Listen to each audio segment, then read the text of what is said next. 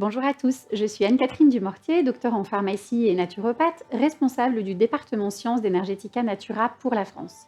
Energetica Natura est une entreprise de compléments alimentaires spécialisée en santé intégrative et fonctionnelle. Chez Energetica Natura, nous sommes en permanence à la recherche de nouveaux outils et supports de formation. C'est pourquoi je suis vraiment ravie de lancer cette série de podcasts, les Capsules Pro Energetica Natura. Ces capsules pro seront pour vous de formidables rendez-vous de formation en médecine fonctionnelle et santé intégrative. Nous y aborderons des thématiques que vous rencontrez chaque jour dans vos cabinets et pour lesquelles des thérapeutes experts partageront leurs connaissances et leur expérience pratique.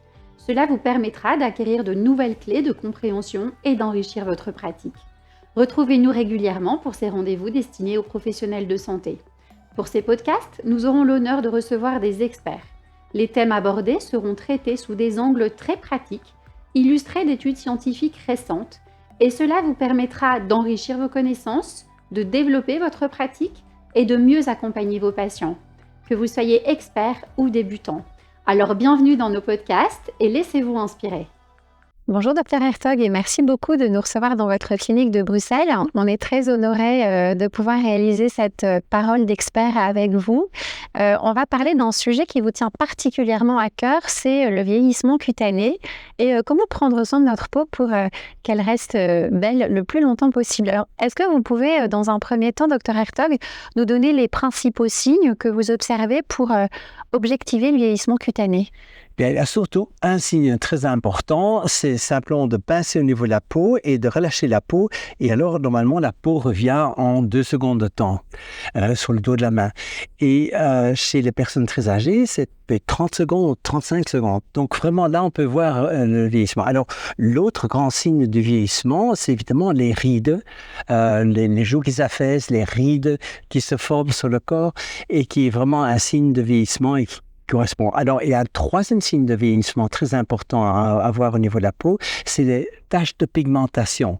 Il y a des études qui ont montré que plus on a de taches de pigmentation au niveau du visage, plus il y a de l'athérosclérose à l'intérieur du corps. Donc, l'athérosclérose, c'est le vieillissement des artères qui peut être plus accentué chez les personnes fortement pigmentées au niveau de la peau.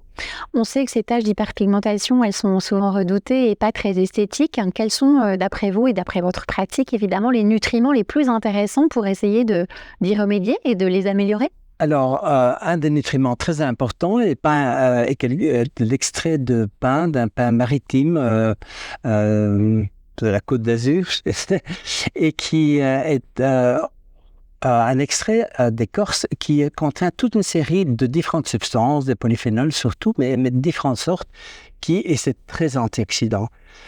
Si vous prenez 3 fois 25 mg par jour, par exemple, vous pouvez diminuer les taches de pigmentation d'environ 50% en 1 mois de temps. Et le mélasma, ces grosses taches qu'on peut voir sur les visages de femmes enceintes ou même d'autres, peut vraiment régresser très fortement. Et l'intensité peut aussi diminuer d'environ 25-30%. Donc, c'est pas seulement qu'il y a moins de pigmentation, mais les taches qui restent sont moins intenses. C'est intéressant d'avoir des solutions parce que souvent, les personnes sont un peu à la recherche justement de nutriments efficaces pour ce genre de problématiques. Alors, l'autre problématique que craignent beaucoup de personnes, ce sont les rides et les ridules. On les craint, on les observe. Quand elles sont là, on essaye de les faire régresser. Quel est pour vous l'ingrédient, le nutriment le plus intéressant justement pour essayer d'atténuer ou de prévenir l'apparition des rides ?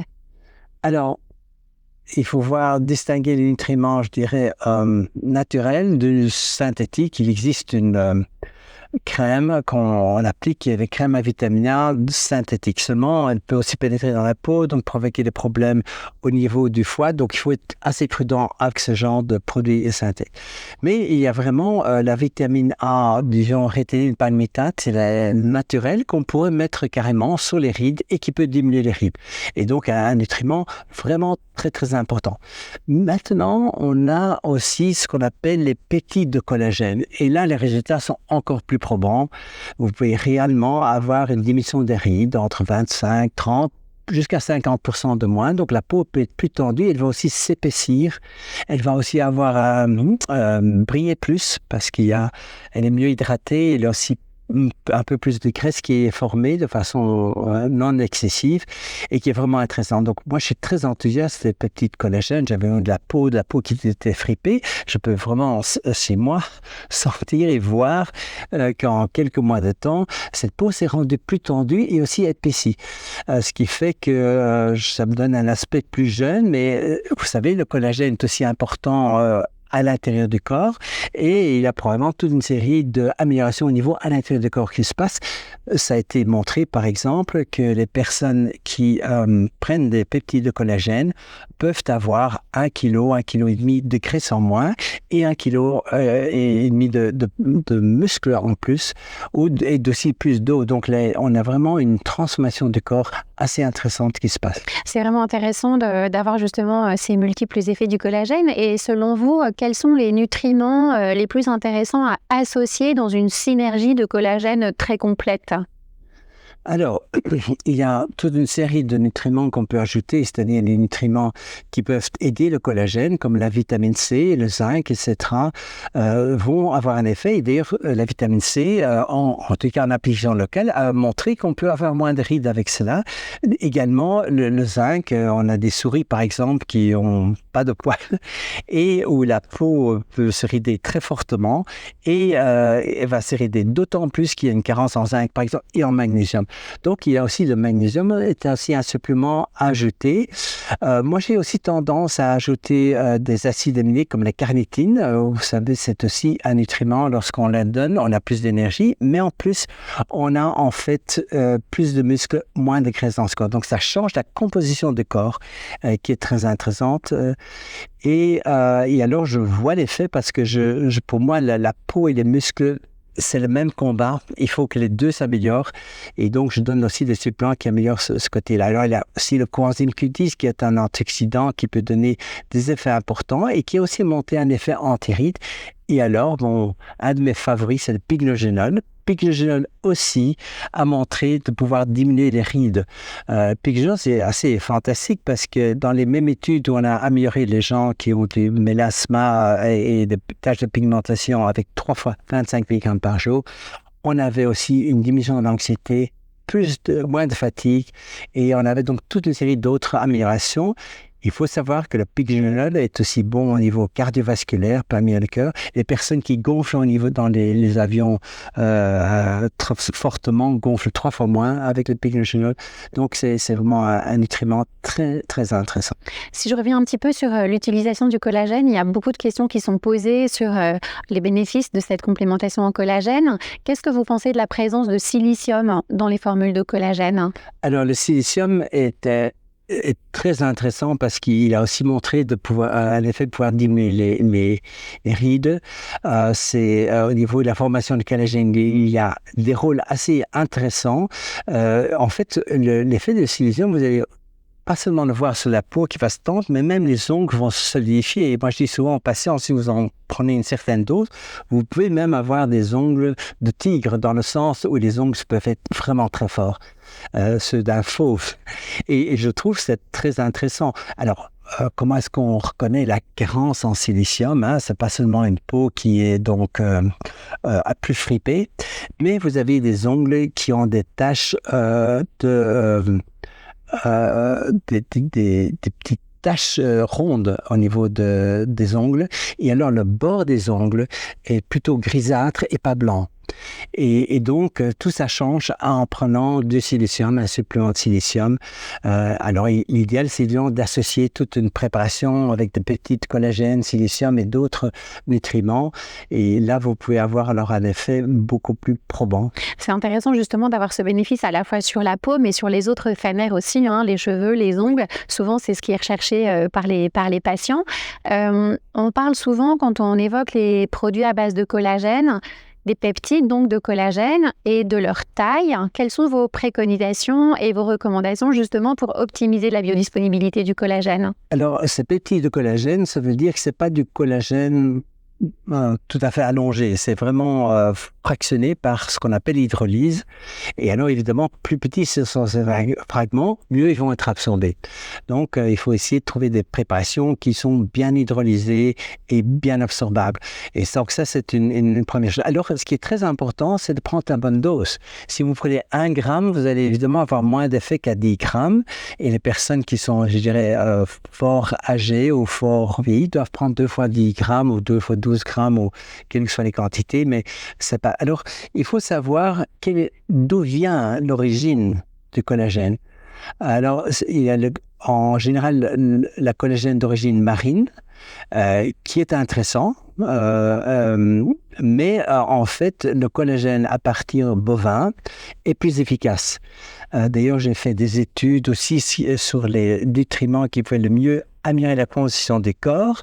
Et quand vous prenez du soja, par exemple, de plantes, vous pouvez réellement améliorer la composition du corps, moins de graisse, plus de muscles. Par contre, si vous passez à ce qu'on appelle whey protein du lait, c'est mieux. Et si vous passez alors de whey protein au egg protein, ça veut dire les œufs, c'est encore mieux. Et si vous passez au bovin ou au porc, etc., c'est encore mieux. Donc, en fait, il faut prendre d'origine animale la plus proche de nous dans le monde des mammifères, c'est le plus efficace. Et donc, moi, ce que je prends comme supplément par jour, c'est du bovin. C'est intéressant, justement, avec cette origine bovine, d'avoir une très bonne traçabilité et des ingrédients brevetés pour cette prise de collagène.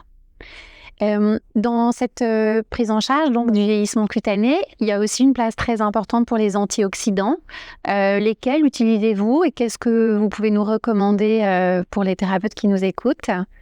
Les principales vitamines antioxydantes ou... Oui, donc les principales, c'est juste les grandes vitamines qu'on connaît bien, la vitamine C, qui peut vraiment améliorer la peau, pas seulement locale, mais aussi prise par la bouche. Sauf que les études qui ont montré l'inversement du vieillissement de la peau est vraiment au niveau en solution locale.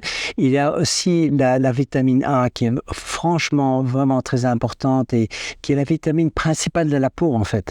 Donc si vous avez une peau très sèche, vous reconnaissez ça, vous avez une peau granuleuse au niveau du haut du bras ou au niveau des cuisses, aussi au niveau du dos. Ça s'appelle la kératose folliculaire et c'est assez typique de la carence en vitamine A. Alors là, vous savez que vous pouvez améliorer la personne. Vous pouvez aussi améliorer, vous savez, ces fameux rides, par exemple, qu'en anglais on appelle Crawford's wrinkles au niveau du pli de l'œil, la patte doigt, aussi en français. Et en fait, ça peut vraiment diminuer en mettant une vitamine A locale. Donc, si vous avez une solution aqueuse ou en tout cas liposoluble de vitamine A, vous pouvez la mettre là. Ça a un très très bon effet. Je pense que quand il y a un vieillissement au niveau de la peau, du visage par exemple, il faut des applications locales et aussi prendre par la bouche. Donc, vous travaillez par l'intérieur et l'extérieur. Et donc, ça ne suffit pas de prendre par la bouche uniquement. Il faut aussi mettre une application locale en plus. Et là, vous avez un peu les principales vitamines. Alors, le zinc est aussi un peu antioxydant, comme c'est un antiride. Il y a des crèmes au zinc qui ont été faites, qui peuvent être mises en local et qui ont aussi montré des effets, en tout cas chez l'animal, d'amélioration. Il y a chez l'être humain une solution cuivre que zinc, mais surtout le zinc qui fonctionne, qui a aussi montré les effets de diminuer les rides. Donc je pense qu'on a vraiment une belle panoplie de possibilités. Alors bon, moi je suis surtout aussi quelqu'un qui s'y connaît en hormones. Les thérapies hormonales donnent un effet aussi très très important qu'il ne faut pas oublier. Et l'idéal, c'est de faire une supplémentation un peu complète de la personne, sans oublier la bonne alimentation. Et alors, il y a quand même quelque chose de très important. Si vous ne dormez pas assez, vous avez quand même les traits fripés. Donc, dormez assez. Et vous savez qu'il y a 60 ans, des personnes dormaient 2 heures de plus, entre 8 à 10 heures. Et maintenant, nous dormons 6 à 8 heures. Ce n'est pas suffisant. Ça augmente l'appétit, on mange mal alors, on mange plus de sucre. Et ça défait aussi le visage. Les sucres sont absolument pas bons pour tout ce qui est visage et peau. Vous avez un vieillissement prématuré, selon mon expérience, avec trop de sucreries. Merci beaucoup, Dr Hertog. C'est vraiment intéressant d'avoir cette synergie entre l'alimentation, les produits d'application locale et évidemment les compléments. On a vu l'importance d'une complémentation adaptée en collagène pour prévenir et améliorer le vieillissement cutané.